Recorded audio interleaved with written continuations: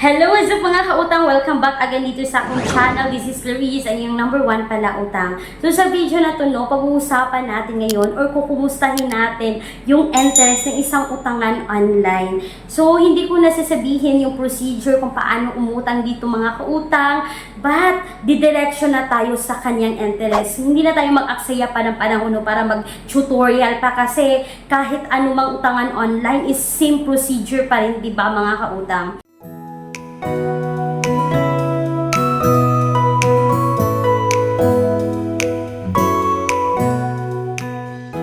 So, ayun sa video na to, isi-share ko sa inyo yung update sa interest dito kay SC Peso Fast Online Cash Loan. Si SC Peso Fast Online Cash Loan, mga kautang, ay makikita sa Google Play Store, sa App Store.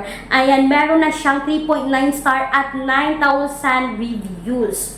So, dito ako kumukuha ng mga reviews regarding dito sa utangan ng ito. Kasi may makikita tayo at mababasa tayo sa Google Play Store na nagbibigay ng reviews. So, ang sabi dito sa kaniyang platform, mga kautang, si Peso Product Introduction, credit limit amount is 2,000 hanggang 30,000 pesos. At eto na. So, ito yung sabi ng isang commenter sa Google Play Store. I didn't cash out the amount that they approved, but they sent me a total amount of 2,388.20, whereas the approved amount is 3,700. Plus, I need to pay the 3,722 and 40 cents.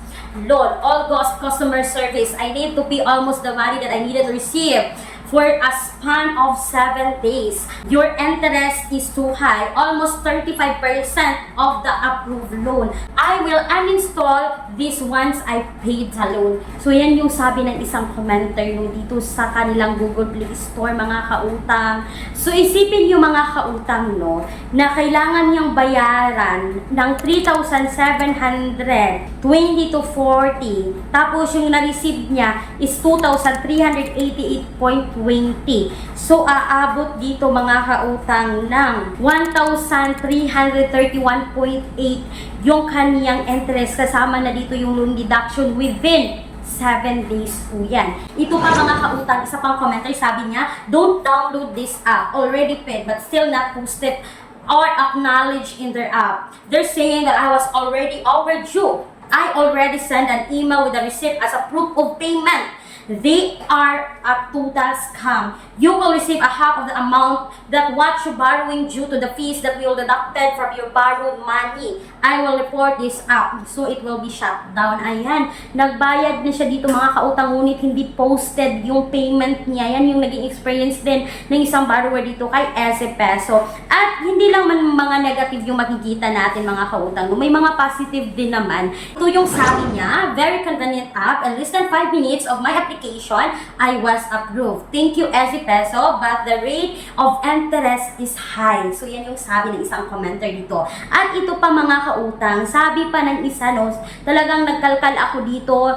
So, nagbabasa ako dito ng mga reviews dito sa episode sa Google Play Store. Kung gusto nyo rin itong mabasa mga kautang, is pwede nyo namang tingnan yung kanilang app sa Google Play Store. Ito ang sabi ng isang commenter. Don't fill out the application. It's automatic. They will disburse the money. You'll be shocked. The amount is sent in your GCash. They charge almost 40% and you have to pay in 7 days. If you need instant fund, it's SC Peso, but the interest is high and short period of repayment. So mga kautang, ang dami kong nabasa dito sa Google Play Store na legit siya na nag-a-approve, na nagdi-disburse, fast yung disbursement, fast yung approval niya, pero yung interest niya is napakalaki.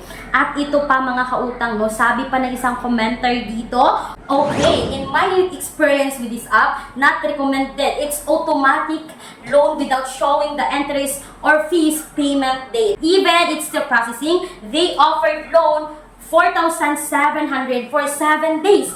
And I received 3,000. They deduct 1,700 for 7 days. Nako, sabi pa niya dito, but thanks because I found Peso Loan app, this is the best. You borrow 3K, you receive also 3K with lowest interest for 120 days. So, hindi niya nagustuhan si SC Peso pero nagbigay pa siya ng ibang utangan online na inutangan niya ng 3,000, yung receipt niya is 3,000. So sabi niya si Peso Loan App. Pero bago kayo mag-install dito sa nabinggit niya kay Peso Loan, mga kautang, no, bigyan din natin ng review. So sa susunod na video ko dito mga kautang, ninyo no, abangan ninyo yung Peso Loan. So yan po yung mga naging experiences ng mga borrower dito mga kautang. Pero may nagbigay naman ng 5 star. Sabi naman nagbigay ng 5 star dito, fast and easy transaction, healthy payment option, and low interest rate.